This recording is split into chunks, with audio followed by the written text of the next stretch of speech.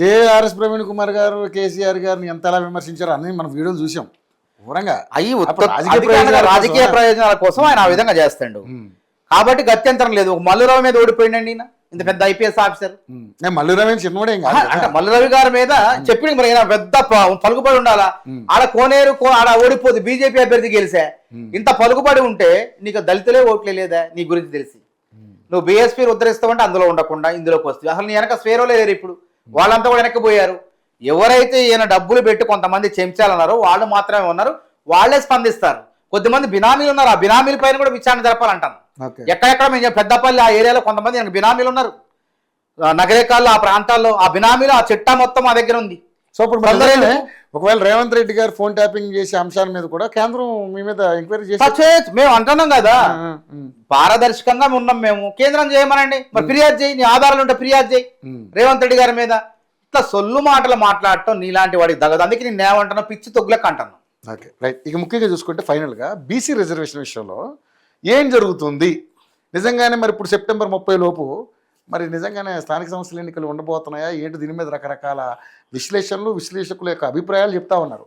So ఏంటి అసలు ఈ బీసీ రిజర్వేషన్ మీద అంశం మీద ఏం మాట్లాడాలనుకుంటున్నారు? ఇప్పుడు బీసీలకు మేలు చేయాలని, బీసీలకు 42% రిజర్వేషన్లు అందియాలని, స్థానిక సంస్థల్లో వాళ్ళని జెడ్పీ చైర్మన్లు చేయాలని, ఎంపీపీలుగా మండల పరిషత్ అధ్యక్షులు చేయాలని, మేయర్లు చేయాలని, జెడ్పీ చైర్మన్లు చేయాలి. ఇట్లా రకరకాలుగా వాళ్ళని అభ్యున్నతి కోసం కాంగ్రెస్ పార్టీ ప్రయత్నం చేస్తుంటే నేను చెప్తాను, ఆడికి వస్తున్నా, ప్రయత్నం చేస్తుంటే సహకరించకుండా బీజేపీ నోటితో మాట్లాడుతూ నొసటితో వెక్కిరిస్తుంది బీసీలకు మేము ఇచ్చే 49% రిజర్వేషన్. అదేవిధంగా కాలంలో 42% రిజర్వేషన్ కాలంలో కాంగ్రెస్ పార్టీ అనేక రకాల మార్గాల ద్వారా న్యాయపరంగా బీసీలకు ఇవ్వాలని చూస్తుంటే, ప్రయత్నం చేస్తుంటే, ముందుకు పోతుంటే కాంగ్రెస్ పార్టీ ప్రభుత్వం కాళ్ళల్లో కట్టబెట్టే ప్రయత్నం చేస్తుంది. బీజేపీ బీఆర్ఎస్ ఇద్దరు తోడు దొంగలే, ఇద్దరు ఒకటే, ఒక తాళ్ళను గుడ్డ ముక్కలు వీళ్ళిద్దరు కూడా. అంటే వీళ్ళ ఉద్దేశం ప్రధానం ఏంటంటే బీసీలకు మేలు చేస్తుందటం కాదు. ఒకవేళ బీసీలకు మేలు చేస్తే కాంగ్రెస్ పార్టీ ఎక్కడ పేరు వస్తుందో, బీసీలు ఎక్కడ దగ్గర అవుతారో, రేపు రాహుల్ గాంధీ దేశవ్యాప్తంగా ఉన్న బీసీలంతా కలిసి రాహుల్ గాంధీని ఎక్కడ ప్రధానమంత్రి చేస్తారో, మోడీని గద్దె దింపుతారని భయం పట్టుకుంది. ఇది ప్రధానం వీళ్ళకి. ఒక్కసారి మీ యోయో టీవీ ద్వారా నేను చెప్తున్నా, ఈ దేశంలో రిజర్వేషన్ ఫలాలను ఎస్సీలకు, ఆదివాసీలకు, ఎస్టీలకు ఇచ్చింది కాంగ్రెస్ ప్రభుత్వం, రాజ్యాంగంలో పొందుపరిచింది కాంగ్రెస్ ప్రభుత్వం. అదేవిధంగా ఓసీలకు, ఇప్పుడు అనుభవిస్తున్న బీసీలకు 27% ఓబీసీలకు రిజర్వేషన్లు ఇచ్చింది కాంగ్రెస్ ప్రభుత్వం. పివి నరసింహారావు తెలంగాణ బిడ్డ ప్రధానమంత్రిగా ఉన్నప్పుడు ఇప్పుడున్నటువంటి 27% రిజర్వేషన్ ఫలాలను ఇచ్చింది కాంగ్రెస్ ప్రభుత్వమే. గతంలో ఈ రిజర్వేషన్ని మండల కమిషన్ సిఫారసు చేసింది 90లో మండల కమిషన్ సిఫారసు చేస్తే ఆ విపి సింగ్ గారు దీన్ని అమలు చేయబోయాడు, పార్లమెంట్లో పెట్టి దీన్ని ఆమోదింపజేయబోతే కుట్రబన్నిన బీజేపీ ఆ విపి సింగ్ ప్రభుత్వానికి మద్దతుతో ఉంది. అప్పుడు విపి సింగ్ ప్రభుత్వానికి మద్దతు ఇచ్చి, ఎప్పుడైతే విపి సింగ్ గారు 27% బీసీలకు రిజర్వేషన్లు ఇస్తాడో, ఇవ్వటం ఇష్టం లేక మండల కమిషన్కు వ్యతిరేకంగా కమండల్ అని చెప్పి ఉద్యమాన్ని పట్టుకొచ్చింది. మండల కమండల్ ఇప్పుడు మనం విన్నాం, తీసుకొచ్చేసి ఆత్మాహుతికి పాల్పడ్డారు చాలా మంది మండల కమండల పేరుతో. ఆ విధంగా ఆ ప్రభుత్వానికి మద్దతు ఉపసంహరించుకుని బీసీలకు అప్పుడు ద్రోహం చేశారు. ఆ తర్వాత వచ్చిన పివి నరసింహారావు కాంగ్రెస్ ప్రభుత్వమే ఇప్పుడు అమలవుతున్న రిజర్వేషన్లు బీసీలకు ఇచ్చింది. ఇది గుర్తుపెట్టుకోవాలి దేశ పౌరులంతా కూడా, తెలంగాణ బిడ్డలంతా కూడా. అదే విధంగా 2006 సంవత్సరం వరకు కేంద్రీయ విద్యా సంస్థలు అయినటువంటి సెంట్రల్ యూనివర్సిటీలు కానివ్వండి, ఐఐటి, ఐఐఎం ఇట్లాంటి వాటిల్లో ఓబీసీలకు అప్పటిదాకా రిజర్వేషన్ లేవు. లేకపోతే సోనియా గాంధీ గారు, మన్మోహన్ సింగ్ దివంగత ప్రధానమంత్రి, మాజీ ప్రధాని, వారు 27% రిజర్వేషన్ని 2006 సంవత్సరంలో అమలు చేస్తే ఈ రోజు దేశవ్యాప్తంగా అన్ని కేంద్రీయ విద్యా సంస్థలు రిజర్వేషన్లు అమలు చేసినటువంటి చరిత్ర ఘనత కాంగ్రెస్ ప్రభుత్వాలది. ఇలా ఎవరిదైనా ఉందా పాత్ర? అదేవిధంగా ఇప్పుడు ఈ 42% రిజర్వేషన్లకి నమూనాగా, ఉదాహరణగా ఏ రాష్ట్రాన్ని మనం సూచిస్తున్నాం? తమిళనాడు రాష్ట్రాన్ని తీసుకొస్తాం. తమిళనాడులో ఇవాళ 69% రిజర్వేషన్లు ఉన్నాయి. కానీ 1992లో సుప్రీంకోర్టు ఏం చెప్పింది? Indira Sawhney versus union government of India కేసులో సుప్రీంకోర్టు ఏం చెప్పిందంటే, ఈ మొత్తం రిజర్వేషన్లు 50% పరిమితి దాటొద్దు అని స్పష్టంగా 1992లో తీర్పు చెప్పింది. మన రాష్ట్రానికి తీర్పు చెప్పినప్పటికీ తమిళనాడులో 69% రిజర్వేషన్ ఎట్లా అమలవుతున్నాయి? 69% రిజర్వేషన్లు ఇవాళ తమిళనాడులో అమలవుతుందంటే అది కూడా కాంగ్రెస్ ప్రభుత్వం పివి నరసింహారావు ప్రధానమంత్రి మాజీ ప్రధానే కారణం. అది గుర్తుపెట్టుకోండి, కాంగ్రెస్ ప్రభుత్వం చేసింది. ఎట్లా చేసింది ఆ రోజు తమిళనాడులో జయలలిత గారు ముఖ్యమంత్రి కాబట్టి అన్ని రాజకీయ పక్షాలు ఏకతాటిపైకి వచ్చినాయి. కరుణానిధి గారు మీరు తీసుకురాకపోండి, మేము మద్దతు తెలుపుతున్నాం, మనం ఇక్కడ ఉన్నటువంటి వాళ్ళకి న్యాయం చేయాలి, తమిళనాడు పౌరులకు న్యాయం చేయాలి, రిజర్వేషన్లు కల్పించే విషయంలో అందరం ఒకటే అని చెప్పి ఏకతాటిపై కూర్చుంటే పివి నరసింహారావు గారు అసెంబ్లీలో మన పార్లమెంట్లో బిల్లు పాస్ చేసి వాటికి రక్షణ మొత్తం ఆషామాషికి కాదు, రక్షణ కల్పించే విధంగా 9వ షెడ్యూల్లో చేర్చినటువంటి ఘనత చరిత్ర కాంగ్రెస్ ప్రభుత్వాలది. మన మాజీ ప్రధాని కాంగ్రెస్ ప్రధాని పివి నరసింహారావు. మరి ఎవరు చేశారు? బీసీలకు కానీ అణగారిన వర్గాలకు కానీ ఎస్సీలకు కానీ ఎస్టీలకు కానీ రిజర్వేషన్లు ఇచ్చింది ఎవరు? కాంగ్రెస్ పార్టీ కదా. ఇన్ని చేసిన వాళ్ళం ఈ 42% రిజర్వేషన్లు ఎట్లా అమలు చేయాలో మాకు తెలియదా? మీరు సహకరించమంటున్నాం. సహకరించమంటే బీజేపీ రామచంద్రరావు గారు అంటాడు ఆ ముస్లింలు చేర్చారంటాడు, ముస్లింలు బీసీలో చేర్చి బీసీలకు అన్యాయం చేశారంటారు. మీరు నోటికి అన్నం తింటున్నారా, గడ్డి తింటున్నారా? మీరు గుజరాత్లో ఏం చేశారు? గుజరాత్లో 170 కులాలు ముస్లింలను పక్తు ముస్లిం పేర్లతో ఉన్న కులాలను ఏం చేశారు? ఓబీసీలో చేర్చారు. 170 కులాలను చేశారు. ఇక్కడ ఎవరు చేశారు? ఇక్కడ రాజ్యాంగబద్ధ కమిషన్లు 7 రాష్ట్రాల్లో కమిషన్లు. ఈ కమిషన్లే ఈ కులగణన చేస్తాయి. తమిళనాడులో ఉన్నాయి, వేరే రాష్ట్రాల్లో కూడా ముస్లింలు ఎవరైతే పారిశుద్ధ వర్గాలు ఉంటారు వాళ్ళు, తెలంగాణలో కూడా పారిశుద్ధ పనులు చేసేవాళ్ళు దోబీలు, తర్వాత వాళ్ళని రజకులు అంటారు, తర్వాత నాయ బ్రాహ్మణులు మంగళి గుర్తు చేసేవాళ్ళు.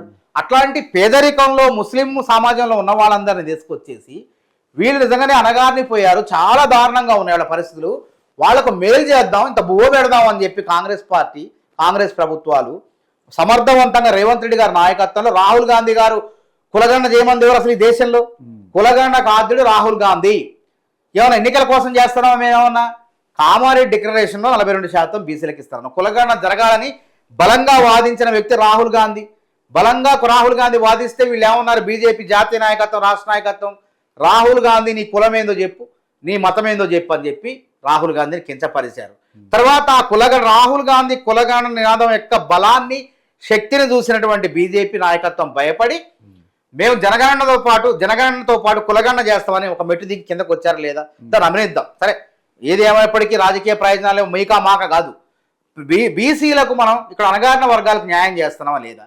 కాబట్టి ఈ విధంగా కాంగ్రెస్ ప్రభుత్వాలు ఈ విధంగా వాళ్ళు ఎన్ని రకాల ప్రయత్నం చేసినా సరే మాకున్న మార్గాలు మాకు. అందుకే మేమేం చేసినాం? అసెంబ్లీలో ఆమోదించినప్పుడు, అసెంబ్లీలో బిల్లు పెట్టినప్పుడు రాష్ట్ర నాయకత్వం మద్దతు తెలిపింది. బీజేపీ నాయకత్వం 8 మంది ఎమ్మెల్యేలు మద్దతు తెలిపారు, బీఆర్ఎస్ వాళ్ళు మద్దతు తెలిపారు. ఎప్పుడైతే రాష్ట్రపతి దగ్గర పంపినామో రాష్ట్రపతి దగ్గర పంపిన దగ్గర నుంచి తట్టుకోలేకపోతుంది. అందుకే అంటున్నా బీజేపీ నాయకత్వం బీఆర్ఎస్ నాయకత్వం నోటితో నవ్వుతూ నొసటితో వెక్కిరిస్తున్నారు. నిజంగా మన సుప్రీంకోర్టు ఏం చెప్పింది తమిళనాడు విషయంలోనే?